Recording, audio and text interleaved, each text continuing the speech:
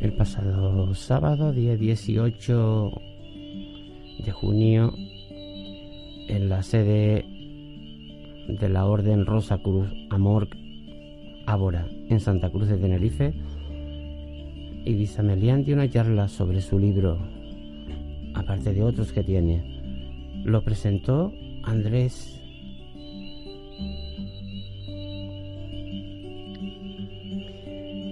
Don Adrián Pérez de Vera. Perdón por esta pausa, pero la cabeza a veces está en otro lado.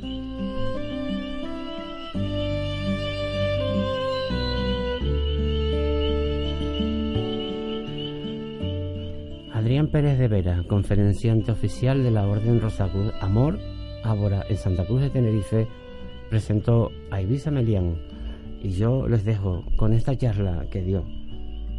Ibiza estuvo genial, maravillosa. Yo hasta la vista, hasta lo pronto, conozco eruditos, gente que hablan con libertad, con transparencia, con claridad, con conocimiento de causa, sabiendo lo que hablan, dominando lo que están diciendo. Y yo alabo, como mucha gente alaba, por ejemplo, a don Antonio Piñero, que ha estado por aquí muchas veces. Es una persona de las que yo ahora he nombrado. También otra persona que habla con esa claridad y con ese conocimiento y esa fe absoluta de lo que dice es Adrián Pérez de Vera. Y ahora he conocido a una persona, otra más. Ella es Ibiza Melián. Habla de una manera fantástica. Ahora la escuchan. Les dejo con Adrián y con Ibiza Melián.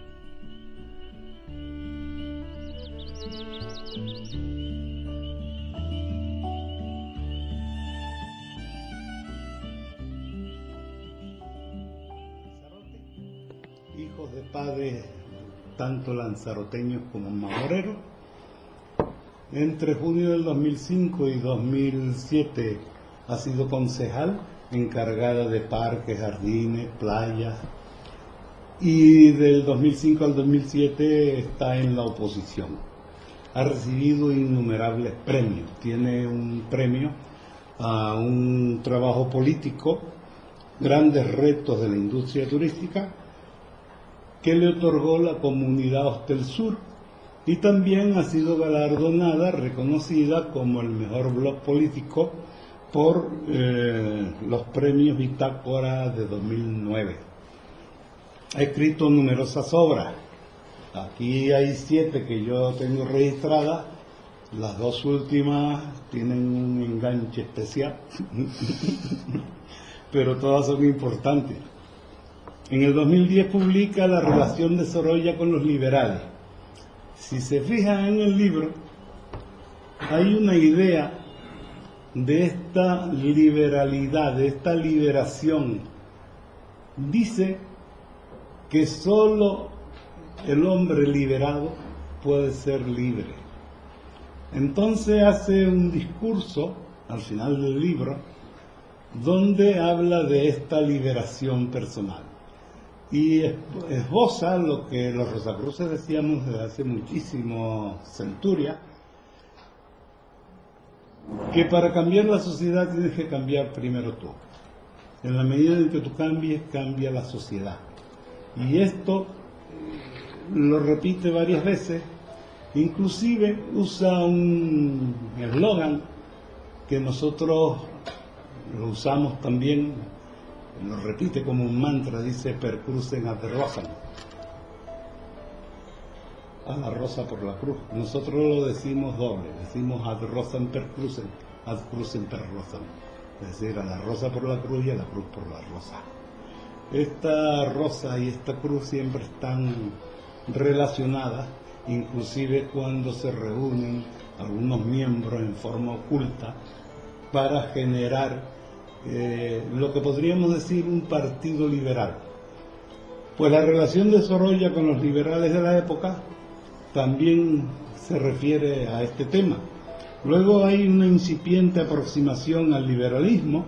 ¿Ves? Parece que Ibiza está muy implicada en el liberalismo, en la libertad individual y la libertad de España. Mi personal visión sobre la industria turística,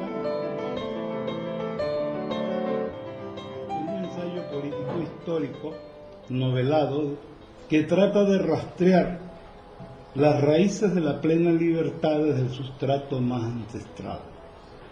Esto tiene que ver mucho con nosotros. Yo no sé si ella fue consciente de eso o lo fue descubriendo coincidentemente, porque casualidad no existen. Se topa con una figura de un Rosacruz eminente quemado en la hoguera por su afán de liberación, del liberalismo, que es un monje llamado Giordano Bruno. Y también libertad personal entronca con una máxima Rosacruz que dice la mayor tolerancia dentro de la más estricta independencia. La Orden Rosacruz Amor no es una orden dogmática, no es religiosa ni política. Nosotros podemos decir que solo tenemos un dogma, que es no tener dogma. Ese es el único dogma que tenemos.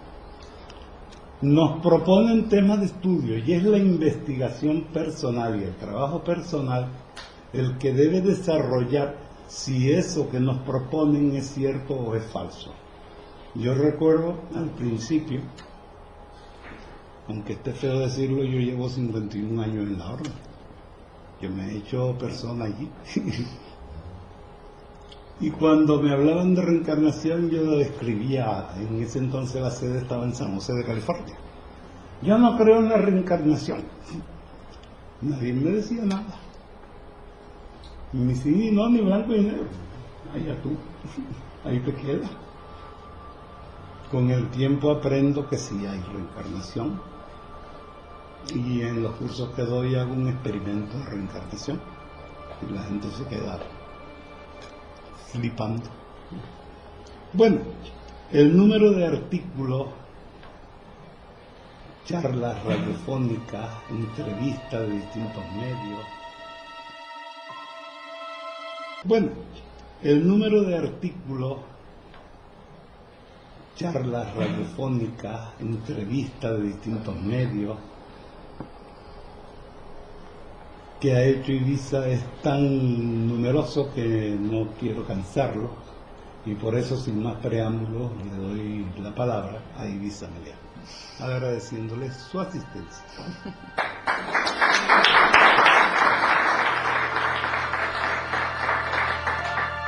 Yo quiero decir que no hay nada como tener amigos y gente que te quiera, para que hable bien de ti, la verdad.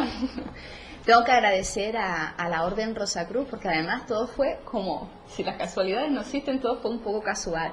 Yo escribí el libro, yo no vengo a darles dogma de nadie, ni de nada, ni conferencia de nada, porque soy un aprendiz y seguramente ustedes sabrán muchas más cosas que yo. Y así que lo que se trata es de una retroalimentación para que aprendamos todos un poco de todo, que es entendible. O sea que para mí ha sido una gratísima experiencia y de verdad, desde el más sincero corazón, se los agradezco enormemente ese apoyo. Y tengo que explicar por qué nació la idea, que se los comentaba ayer, porque dice, bueno, ¿por qué investigaste? Mi investigación era, yo estudié, bueno, he estado en política, en un momento determinado me di cuenta que a lo mejor me topaba siempre con la misma pared, digo, pues a lo mejor se puede hacer más desde fuera que de dentro. Y esta pared tiene que tener alguna explicación, entonces vamos a buscarle cuál es la explicación. Me faltaban conocimientos y bueno, pues voy a empezar yo a aprender, porque si quieres solucionar algo, primero tienes que aprender. Entonces tengo Derecho terminado, hice un máster en Derecho de Administración Pública, un máster en Comunicación Política, varias cosas, y quería hacer una tesis doctoral. Entonces mi tesis doctoral, que la base de la tesis doctoral es la corrupción en España y sus causas, es por qué se produce la desvirtuación del sistema, qué problemas tenemos nosotros en nuestro sistema. Pero cuando empecé a investigar, me puse en contacto, además quien estaba realizando todo ese trabajo era precisamente en Madrid, lo estoy haciendo en la Universidad Rey Juan Carlos de Madrid. Empecé a darme cuenta de que, bueno, que aparte de decir vamos a analizar todas estas sentencias del Tribunal Supremo y vamos a saber cuáles son las conductas que más se repiten, en qué instituciones se repiten y demás, tiene que haber un porqué. Tiene que haber un entendimiento de por qué entendemos esto en España y se entiende de otra forma en los países anglosajones, como puede ser Estados Unidos, como puede ser Inglaterra y demás. Y entonces, en esa búsqueda, fue cuando me percaté de que había un conocimiento que había llegado a Europa del Norte cuando fueron los grandes movimientos protestantes, como habían llegado los países anglosajones por medio de Calvino, pero que en España concretamente, Portugal, Italia y Grecia en su forma ortodoxa no había llegado. Entonces se ha dado una Europa de dos velocidades, una en el norte más avanzada y una en el sur. Yo de todas formas con estos temas siempre digo que no hay ni que buscar culpables ni nada, ni podemos entender esas cuestiones con la mentalidad del siglo XXI, entender lo que pasó en el siglo XVI o en el siglo XV. Hay que entenderlo, lo que hay que sacar es las conclusiones mejores posibles para intentar buscar soluciones ahora. Bueno, pues en esa búsqueda fue cuando, por pura casualidad, como decimos, si es que existen, llegaron a mis manos, yo desconocía completamente, unos documentos, como fue la Fama Fraternitatis, publicado en 1614, que buscaba una regeneración, y esto es muy importante, una gran reforma para Europa, y además en el libro lo hago, han habido dos veces que se han pedido esa gran reforma. Una fue cuando la pedían los Rosacruces, fue la que pedían también los protestantes cuando hubo el cisma en Europa. Otra fue durante el romanticismo, todos los escritores románticos. En España tenemos a Benito Pérez Galdós, que si se leen todas las novelas de Benito Pérez Galdós, él hablaba de la regeneración, de que tenía que resurgir en España otro movimiento, y además fue quien reflejó muy bien la sociedad española de aquel momento, ¿no? Nuestras costumbres, que los españoles somos un poco de más parecer que ser, estamos más preocupados en lo que piensen los demás que en lo que realmente somos. Entonces, todo eso una era en el romanticismo, y otra, en mi libro yo quiero decir que esa otra tercera gran reforma tiene que venir ahora. Todo ese pensamiento, bueno, pues ya que en Europa no llegó ese pensamiento en su momento, pues a ver si somos capaces de que ese pensamiento, ese conocimiento llegue ahora. Por eso es importante la Fama Fraternitatis y lo que ellos pretendían. Después la Confessio Fraternitatis, que también es otro texto Rosacruz y que es de 1615, en ellos ya lo que hablan es de la regeneración del hombre. Y aquí les cuento una anécdota, ¿no? Es el chiste este de que se encuentran un estadounidense y un español. Los estadounidenses van por una carretera, se cae un árbol y se queda el árbol en medio. Entonces todos los estadounidenses se bajan del coche y entre todos quitan el árbol. En España o en Europa se cae el árbol y todos los españoles cogen el teléfono para llamar al gobierno para que les quite el árbol. Entonces, una mentalidad completamente distinta, porque de lo que hablan todos estos movimientos es que no esperes que los demás, no te quejes de lo que hacen los demás. Tú lo que hacen los demás no lo vas a poder cambiar en la vida. Lo que sí puedes cambiar es lo que haces tú. Entonces, si cada persona nos mejoramos a nosotros mismos, podemos mejorarnos como sociedad. Al final, si todas esas piedrecitas se van, todos esos granitos de arena que son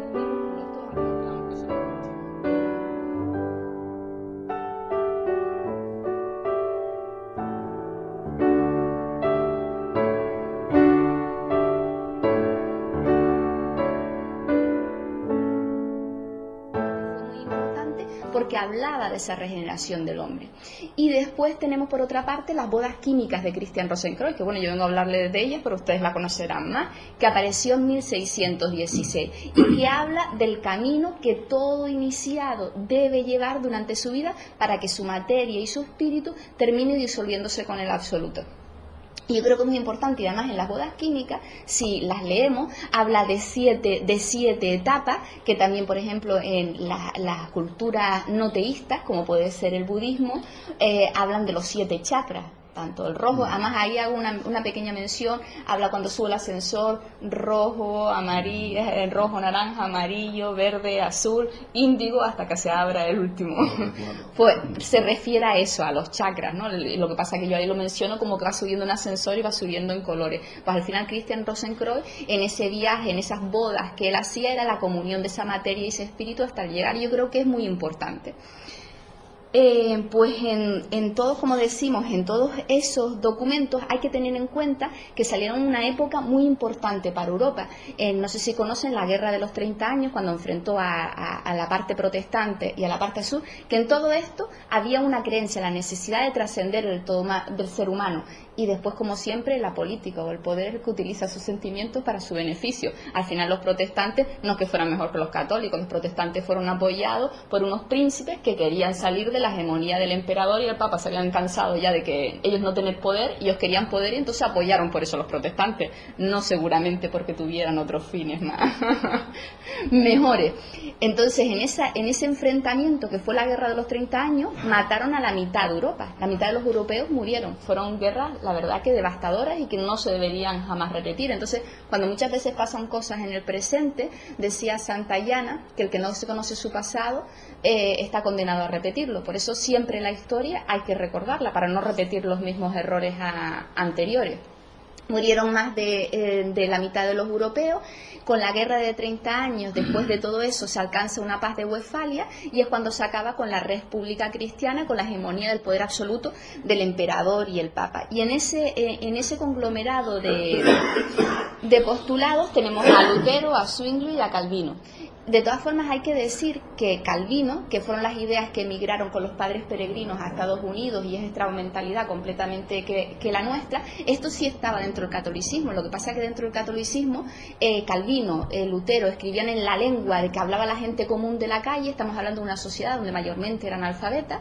Escribía la lengua de la calle y la gente lo entendía. Sin embargo, los católicos escribían en latín, y el latín era conocido por muy poquitas personas, con lo cual sus ideas no pueden llegar. Y yo creo que aquí hay que romper una lanza por los escolásticos, como fueron Francisco de Vitoria, como fueron Juan de Mariana, todos estos pensadores. Pues ellos ya decían que ya hablaban de todos esos pensamientos, de la que la persona se tiene que hacer a sí mismo, de que tiene que trabajar, de la predestinación, y de todos esos conceptos ya lo hablaban. Lo que pasa es que no fueron capaces de que llegaran al resto. Incluso el inventor de los derechos humanos fue Francisco de Vitoria. No saben si cuando se hizo la conquista en América, él decía que todos somos iguales ante Dios con independencia de nuestra raza, nuestra religión y su credo, y que debemos ser tratados del mismo modo. En aquella época un pensamiento completamente revolucionario.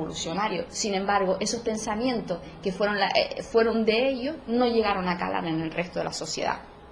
Pero ¿por qué los escolásticos, como decía, todo este entramado de pensamiento llega a Europa? ¿De dónde llega a Europa? El origen de todo esto se cree que se remonta a las antiguas escuelas egipcias de misterio. Si vemos aquí todos los cuadros, por cierto, que al artista hay que felicitarlo, es una maravilla, es realmente, una paciencia infinita. Pues esas escuelas egipcias de misterio tienen una gran importancia.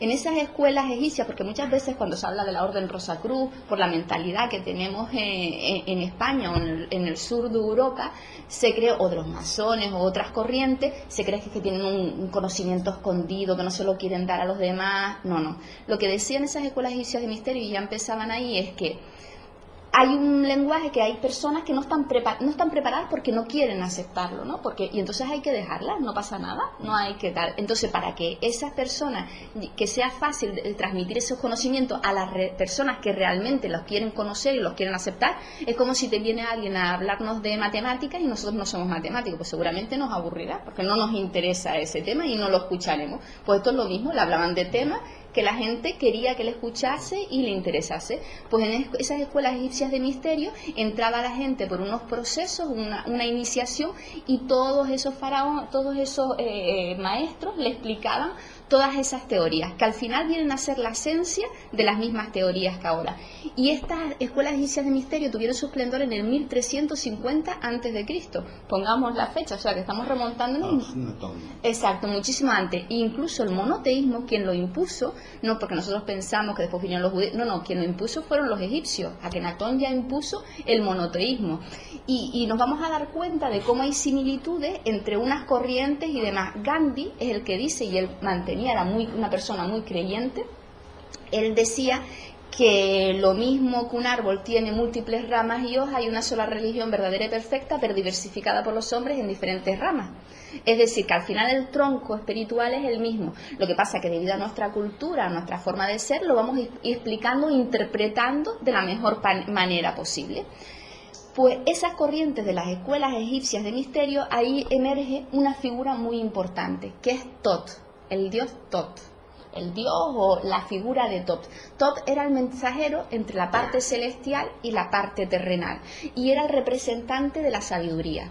Tot, que después es reinterpretado, bautizado por los griegos, porque hay que entender todo ese pensamiento cuando terminaron los egipcios, Llegaron los griegos cogieron todo ese pensamiento, lo reinterpretaron y después pasó a los romanos.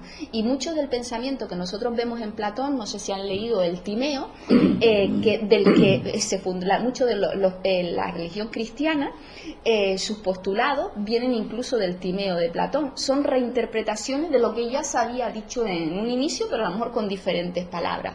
Pues ese Tot representado después por Mercurio llega a ser el Hermes Trismegisto de los griegos, que es el 3 veces grande. Llega a ser considerado como el profeta Idris en el Corán, o incluso como el Zoroastro iraní. O sea, esa figura, ese mensajero entre el cielo y la tierra, ese representante de la sabiduría, está representado en diferentes sitios, ese conector, ¿no?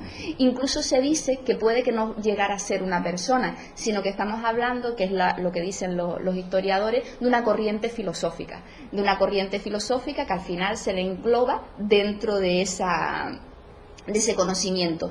Ese conocimiento que se llevó a conocer como la Heca egipcia, no sé si la magia, que al final no es magia, sino es una forma de entender, de que se habla que los chamanes practican la Heca egipcia, y muchísimas personas pues practican ese conocimiento y esa filosofía que se entendía de conexión con la naturaleza, de conexión con el propio interior, pues es lo que iba dando. Se trata no de una magia como la tenemos entendida hoy en día con conceptos desvirtuados, sino desde ese punto. Y es la alquimia lo que utilizarían los alquimistas, que es la alquimia espiritual, que al final los alquimistas, lo que nos ha llegado hoy en día al resto de los mortales, es que transmutaban la piedra, el plomo en oro. No, al final era tu piedra, que eres tú, la piedra bruta, cuando llegas desbastada, la tienes que desbastar, quitarle todas las aristas, todas las imperfecciones, para hacer que esa piedra se convierta en cúbica, y después en cúbica supeditada o coronada por un triángulo, ¿no? Que se supone que ya es la más perfecta, ¿no? Que habla de los 3 grados o los pasos de la iniciación que va teniendo la persona. Pues durante toda esa corriente filosófica, esa corriente que decimos de la alquimia, llega a Europa. Llega a Europa porque tenemos en cuenta que hubo una guerra, y el lugar santo donde estaba toda esa cultura, Egipto, como decimos, fue después por los griegos, fue por los romanos, y toda esa cultura quedó en esa parte. Entonces Jerusalén, que es una parte importante, quería volverse la conquistada por los europeos. Aparecen los famosos templarios, que eran en principio 9 personas, que todo el mundo diría que había 9 personas, porque los templarios, igual que el resto de orden, lo que se suponía que iban allí era para cuando fueran los peregrinos de Europa a la parte musulmán, que no los asaltaran, no los robaran y demás. Entonces los primeros templarios que llegaron fueron 9, que todo el mundo decía, bueno, hay 9 personas, ¿qué van a hacer en ese sitio para salvar a los demás? ¿No? Poco pueden hacer 9. Entonces cuando llegamos, Balduino II lo que hace, ellos dicen, ¿dónde se quieren quedar? Y ellos se quedan en lo que era el antiguo templo de Salomón, el supuesto antiguo templo de Salomón. Entonces se dice, cuenta la leyenda, que si en los pozos encontraron tesoros y demás, bueno, eso no se sabe. Lo que sí es cierto es que los templarios llegaron a conectar con otra parte del mundo árabe, que en aquel momento sí era bastante avanzada, y que se habían asimilado los conceptos de la alquimia, del hermetismo y de toda otra parte trascendente. Entonces, a través de esos árabes también, cuando llegan a Europa, a través de esos templarios, cuando llega a Europa, se viene todo ese conocimiento, esa filosofía llega a Europa. ¿Cuál fue el problema? Cuando llega a España, en Toledo, que es la tierra de las 3 culturas, donde convivían los judíos, los árabes y los cristianos, al principio llegan cuando en la Reconquista, en 1492, se decide expulsar a todos los judíos de España y que España sea netamente católica. En ese momento se pierde todo ese conocimiento, se expulsa de España. Entonces aquí no cala, ni cala aquí, ni cala en Portugal, ni cala en Italia, ni cala tampoco en Grecia. Y se corre hacia el norte de Europa. Incluso se ve que muchísimos, por ejemplo, la rosa, el símbolo de la rosa, la utiliza Bernardo de Claraval, que fue el artífice de los templarios que le hizo la orden, la utiliza también Lutero en su escudo. Entonces se ve que los protestantes sí tenían esos conocimientos y la asimilaron, porque la diferencia de los protestantes con los católicos, que son cristianos los dos, es la principal diferencia esencial es que ellos proponen el libre examen, que sea la propia persona la que reinterprete las escrituras y se haga a sí mismo. Sin embargo, en la parte católica se hablaba del dogma. esto es así, por esto, que te digo, no lo podemos mirar con los, quizás a lo mejor tenía su lógica para intentar controlar a una población que estaba siempre enfrentada y demás, no lo podemos mirar ni juzgar con la mentalidad del siglo XXI. Sin embargo, dentro de la Iglesia católica sí había gente que conocía este conocimiento, y un ejemplo es Santo Tomás de Aquino. Santo Tomás de Aquino, hay un tratado de alquimia y aparece un mensaje en el libro en el que él le dice a su supuesto hermano espiritual, le dice: te entrego este manual, pero para que lo guardes en un sitio lo más profundo y no se lo enseñes a los demás. En este mensaje, en este texto hablo con un determinado lenguaje y el resto, al vulgo, a la gente normal, le hablo con otro lenguaje. Entonces resguárdalo y ten cuidado.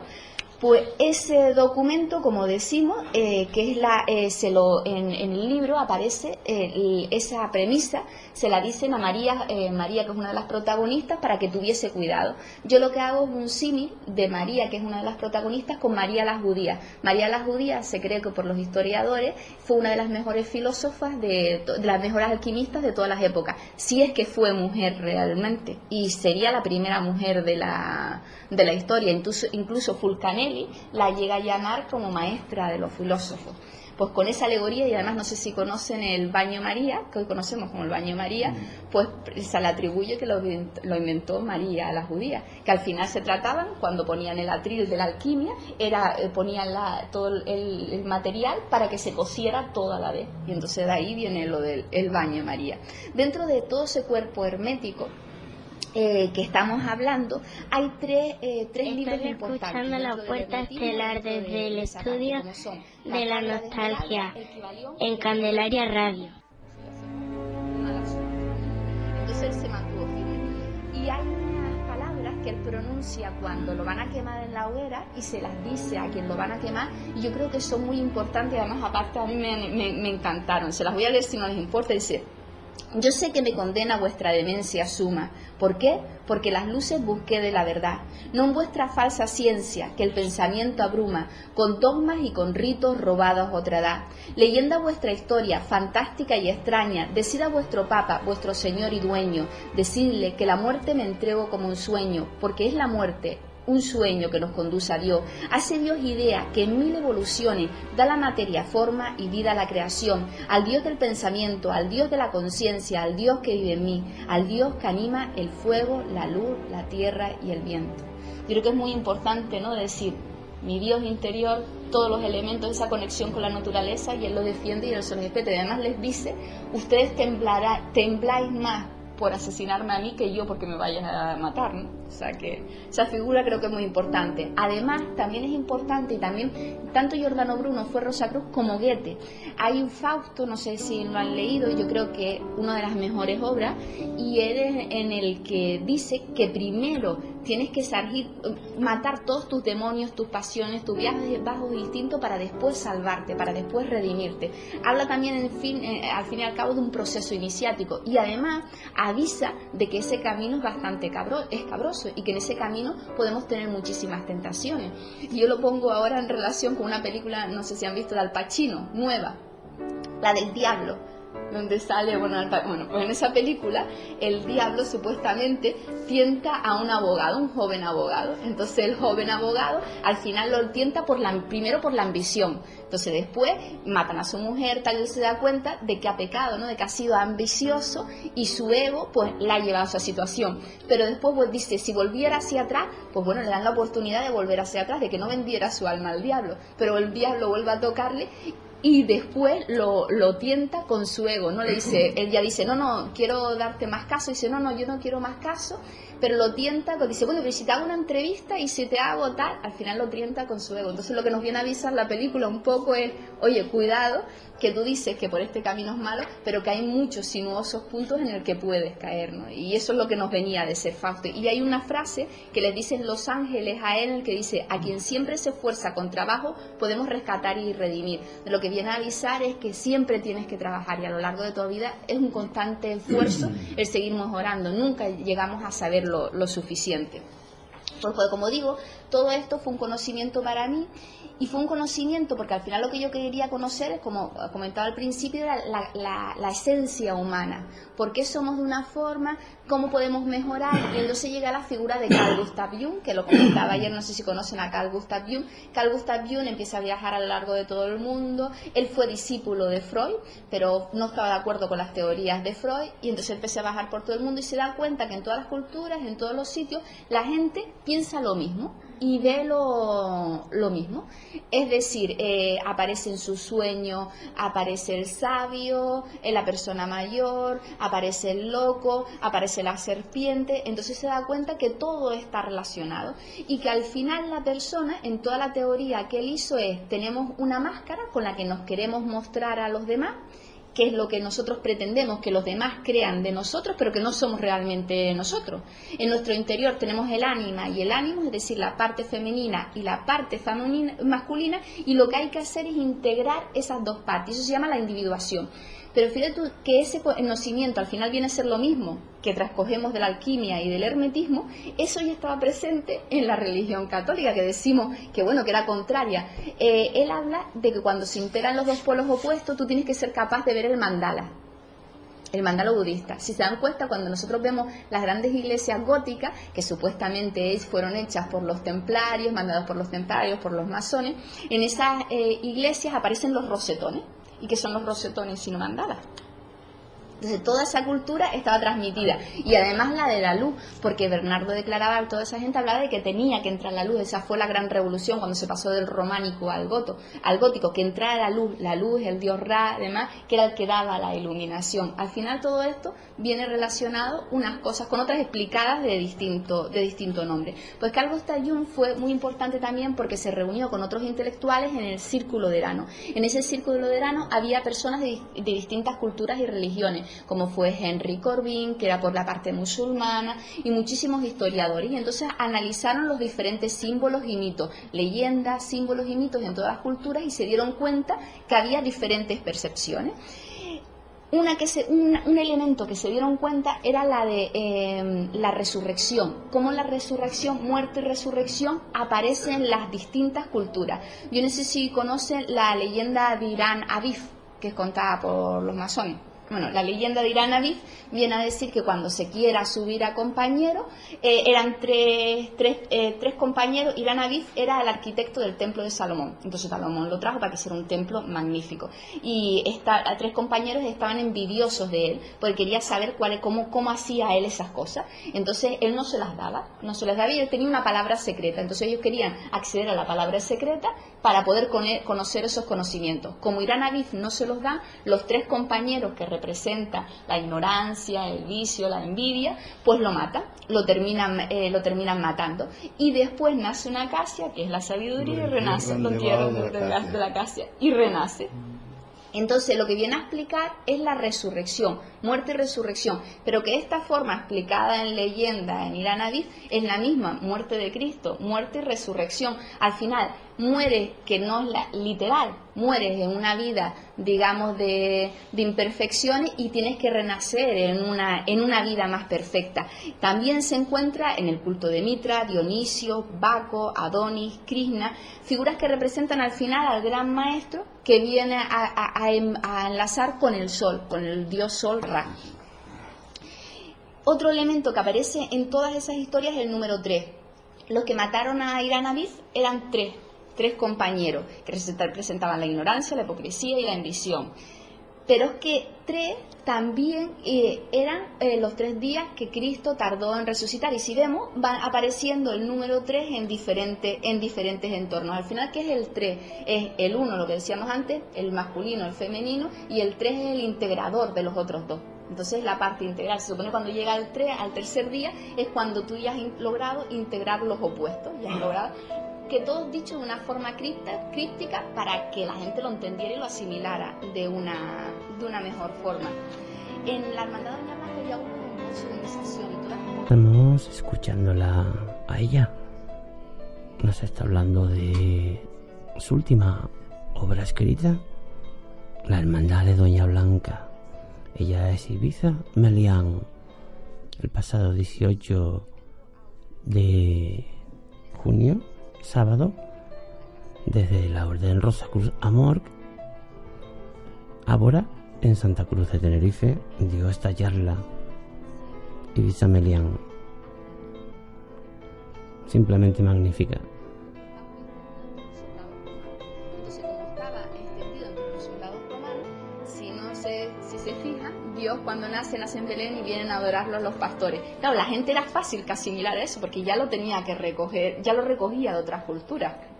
Entonces, esa parte, aparece el Jesús niño. Después, al Señor se dedica, cuando hablamos, el Señor se le dedica el domingo, el día de descanso, pero es que era el mismo día que se le dedicaba al sol. Después, se supuestamente nace el 25 de diciembre. El 25 de diciembre coincide con el solsticio de invierno, que ya está instaurado en las diferentes culturas en esa época. A la Virgen María se la asimila con Isis, que era en la cultura egipcia. Entonces se ven todos los paralelismos de una forma y de otra. Pero que hay que entenderlo eso, que no es que lo hayan hecho de manera malintencionada, sino que ellos lo que hicieron es, bueno, lo que ya hay, vamos a asimilarlo. Y esto tiene una explicación lógica que se ha descubierto en el siglo XXI científicamente. Las personas a la hora, científicamente, a la hora de realizar un cambio, somos más fáciles de que lo asimilemos. Se llama en psicología un cambio superficial. Un cambio conceptual superficial y no un cambio conceptual radical. Un cambio superficial significa que nosotros cuando aprendemos algo, si por ejemplo primero aprendemos a sumar y después a restar, pero añadimos a lo sumar restar, entonces eso sí lo asimilamos, pero no estamos aprendiendo algo que contradice lo que ya hemos aprendido antes, porque lo de que el nuevo contexto que decimos, el paradigma del siglo XXI, aprender y después desaprender, es muy difícil que la gente lo acepte. Su cerebro no está preparado, exige un esfuerzo muy largo y lleva muchísimo tiempo. Entonces, como el cerebro está compuesto de esta forma, ellos se dieron cuenta en un determinado momento y lo que hicieron fue ir añadiendo lo que la gente ya tenía asimilado, o sea, la cultura mitra y demás, pues fueron añadiendo más y así era más fácil de que llegara. Y porque las personas tendemos a aplicar en todo lo que hacemos el sesgo de confirmación, es decir, nos juntamos con personas, hablamos con los demás que nos digan que sí a nuestros planteamientos, no buscamos que estar con otras personas que rebaten nuestro planteamiento. Ayer decíamos el discutir, ¿no? Tiene su explicación lógica. Lo lógico siempre en el pensamiento científico, cuando se quiere crear algo nuevo, es refutar, es decir, ver si lo que yo estoy haciendo hay una sola cosa que contradice lo que yo estoy haciendo. Entonces, si hay una cosa que contradice lo que yo estoy haciendo, lo tengo que desechar todo y volver a empezar. Sin embargo, en la vida normal no tendemos a eso. Tendemos a que estar con gente o a escuchar planteamientos que reafirmen lo que nosotros ya pensamos. Entonces, por esa concepción fue que utilizaron las diferentes culturas y además se ve en todos los estudios que se han hecho esos paralelismos. Digo, ahora Antonio Piñero lo han hecho y en la Complutense hay un libro muy bueno, lo han hecho en este tema, pero yo ya antes el Círculo de Erano tiene unos estudios, se llaman nada más, se los recomiendo los libros del Círculo de Erano, tiene un estudio de todos los paralelismos de las leyendas y los mitos que coinciden unos elementos con otros, que al final son símbolos, no viene a ser otra cosa. Y por eso en mi libro hago constancia de que cuando tú vas a explicar algo nuevo, que es lo que le pasó, tenemos el ejemplo de Giordano Bruno, que lo mandaron a quemar a la hoguera directamente, oye, hay que tener cuidado. Y eso lo decía Platón. Platón venía a decir, oye, tengamos cuidado, porque la luz que nosotros hemos visto, creemos que hemos visto, siempre la hemos visto distorsionada. No sé si conocen la fábula de la caverna. La fábula de la caverna de Platón era que había unas personas que moraban en una cueva y siempre veían la luz, las cosas las veían reflejadas en la caverna a través de esa luz. No veían la verdad realmente. Entonces, de repente salió uno de esa caverna y vio la luz. Y entonces él dijo, pues yo le voy a volver a la caverna a explicar a estos que lo que están viendo no es verdad, que lo que está al otro lado es completamente distinto. Entonces, cuando llegó, lo intentaron matar. Entonces, Platón decía, cuidado, que les pueden llegar a matar. Si ustedes les explican las cosas de sopetón a personas que no están dispuestas a aprenderlo y que no tienen la predisposición, pueden, una, llevar el rechazo y otra, matar en aquella época era muy típico, las descalificaciones, las críticas, los rumores, pues al final es una forma de ataque también. Al final se está intentando a alguien que no piense igual que el conjunto de los comunes, relegarlo a un rincón, ¿no? O el acoso, el móvil, pues todas esas cosas vienen. Hay un libro muy bueno que también lo inventó Wells, no sé si lo conocen, El país de los ciegos. Bueno, pues un pequeño librito, una pequeña novelita, y es muy bonito, en el que una persona llega a un pueblo y en el pueblo todos son ciegos. Entonces él ve ¿no? Y él le dice, los ciegos ven las cosas grises, y él le dice, pero que no, que el mundo es de colores, le dice, este está loco, y al final casi intentan matarse. Lo viene a explicar de otra forma la fábula de Caverna de Platón, y por eso hay que tener cuidado para librarse, y para que todas esas piedrecitas, esos granitos de arena que somos todos, al final podamos conjugar la gran creación. Y el libro hace alusión a que esta avisa de que viene la tercera gran reforma. La primera gran reforma, como decíamos, la Fama Fraternitatis, la segunda era en el romanticismo, y la tercera tenía que llevar ahora. Y viene a enlazar con Joaquín de Fiore, que era un monje italiano que nació en 1135 y murió en 1202. Él dividía que el mundo estaba en tres partes, ¿no? Una era la edad del Padre, que era cuando se crearon todas las religiones y tenían un Dios poderoso; la edad del Hijo, que era cuando ya vinieron todos los intermediarios, es decir, para conectarte con Dios necesitabas unos monjes o unos intermediarios; y después la edad del Espíritu Santo, que se supone que es esta actualmente. Y en esta edad del Espíritu Santo es cuando la gente ya alcance esa espiritualidad, y la gente ya realmente comprenda. Y aparte se ve también por esa etapa que tiene que llevar con no sé si conocen el libro perdido de Nostradamus. Bueno, a Nostradamus se le atribuye que hay unas láminas pintadas en el que dice ciertas profecías. Ahora los investigadores creen que fueron pintadas por su hijo, y bueno, en una de esas láminas representa a la mujer con la tiara papal, diciendo el reclamo de la mujer que va a reclamar su posición dentro de la sociedad y dentro de la iglesia, y después aparece una figura que son unos dados. Entonces los dados marcan al número 6, y que ya estamos en la etapa de cambio que va a venir el 7. Por eso esa edad espiritual, esa edad a la que tienen que llevar, al final los personajes de la obra recitan como algo, como un reclamo. La personaje de la obra recita unos textos, unos versos del arzobispo de Canterbury de 1200, que lo ha hecho un teólogo que era Hans Küng, que fue uno de los propulsores en el Concilio Vaticano II, que gracias a él, bueno, se supone que Franco aceptó que hubiera la independencia religiosa, la libertad de religión en España, y que además que era compañero de Ratzinger, que después fue Benedicto XVI, y el que él promulgaba la apertura de la iglesia. Pues esos textos, que además los citaba Hans Küng, vienen a decir: ven Espíritu Divino, mándame tu luz desde el cielo, ven dulce huésped del alma, divine luz y enriquécenos, mira el vacío del hombre, si tú faltas por dentro, reparte tus 7 dones, salva al que busca salvarse y danos tu gozo eterno. Al final de lo que se trata es que crezca esa parte espiritual y que seamos más conscientes de que es ahí donde se tiene que generar si queremos cambiar las cosas, y ese es el punto liberador de la persona. Así que muchísimas gracias por permitirme conversar con ustedes. Están escuchando La Puerta Estelar desde el estudio de la Nostalgia en Candelaria Radio.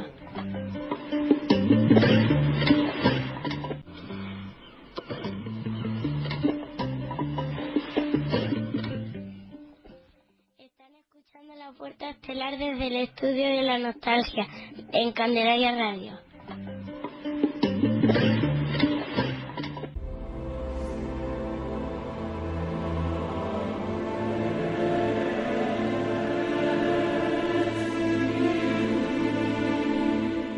Detrás del mundo infinito que es la mente humana, entre las estrellas que cubren el cielo en el perfil gastado de las viejas piedras, existen verdades escondidas. Otra realidad que... Quédense pensando y con la fantasía volando. La Puerta Estelar, con Juanjo Cedeño.